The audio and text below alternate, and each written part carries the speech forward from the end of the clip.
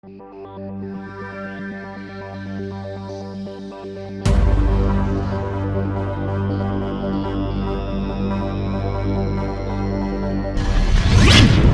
Professor Vinster, and welcome to Jurplastic World.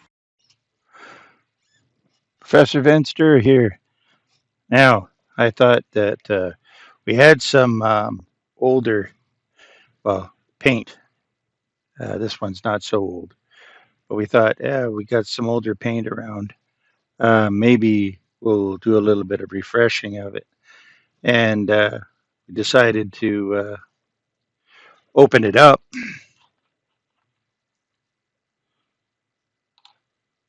And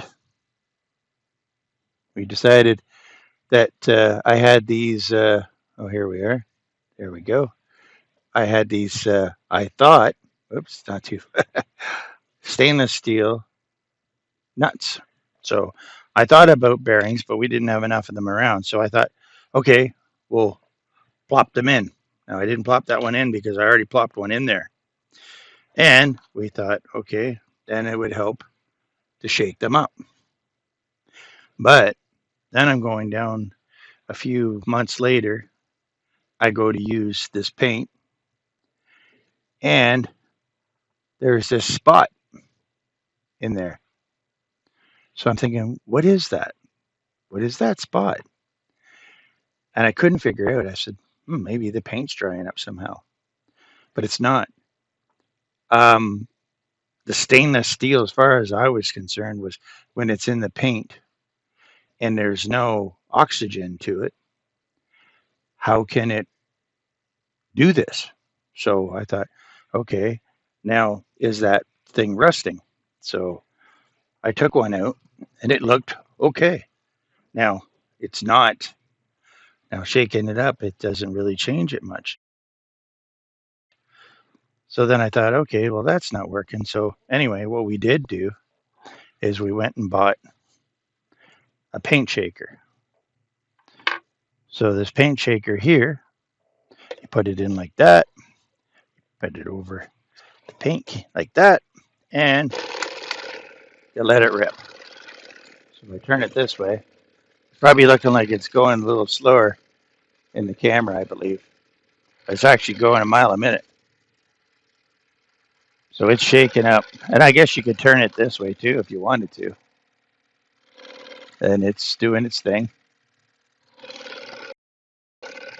And I'm going to use the paint anyway because I don't want to waste it, but I just have to be cautious. And what I'm going to do is either remix it and figure out if that's going to go away, or should I use it on just undercoats or on some of the stuff that I do that's, say, a little more needs shading or something in it, and it's like maybe a monster or something like that.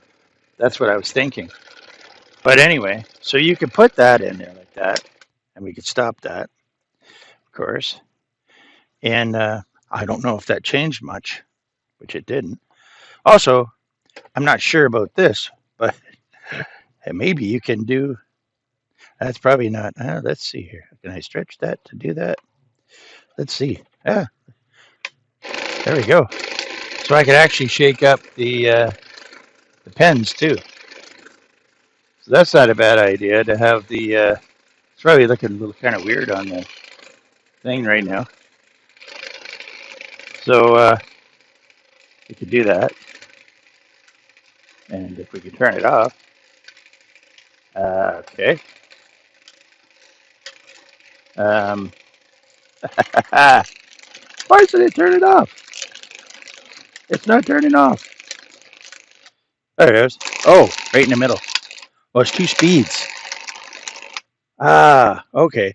That's why it wasn't turning off. I never had troubles with it before. Yeah. And then there you go. That's why it wasn't turning off. I thought I was going to have to pull the plug. Anyway, so we can do that too. Look at that. That's actually a pretty good job because the other one, now, never tried. Now, this is my kicker spray. So this is but they actually come with it also comes with a bigger strap. So Now this is an aerosol can, so oh, it doesn't do it as fast. Oh, you know what? Also, I've got this plugged into my inverter, and my inverter might be getting a little bit low, or it could be just the size. That's see. Oh no, maybe it won't do that. So that won't do that. And if that won't do that, then it won't do this. This one, these ones aren't too bad. What I usually do with these ones is I turn them upside down and let them drain down to the bottom for a bit before I use them. Then turn them around like that, just like that. So yeah, so this works pretty good. Like I said, it comes with a bigger strap, so there you go. And just let it. You could let it sit as long as you want, however you feel that that you need it to do the job. There, and that's how it comes up. That's slow. And that's faster. There, depending on how much you need to mix. My voice just turned there, and I don't know. The odd time I'm thinking, hey, what about my rosin? Is that too much for it? I don't know. Do that. So that's see, it doesn't like the bigger things. It'll do it, but it doesn't. It's not as crazy. It's designed more for the smaller paints. So now I bought this online, so I couldn't tell you the name of it. I think it has.